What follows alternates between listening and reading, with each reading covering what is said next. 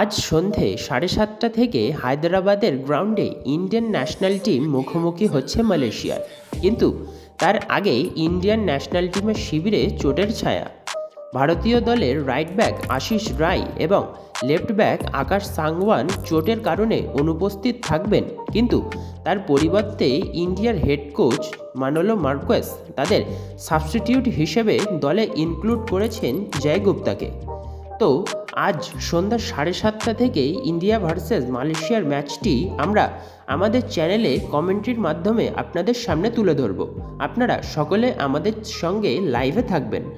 পরের যে আপডেটটি বেরিয়ে আসছে সেটি ইস্ট বেঙ্গলকে নিয়ে। তো ইস্ট বেঙ্গল তাদের শেষ ম্যাচটি খেলে মোহামেডানের বিরুদ্ধে। সেখানে ইস্ট বেঙ্গলের দুটি রেড কার্ড হয়, একটা নন্দকুমার এবং একটা নাওরেম মাহেশ সিং।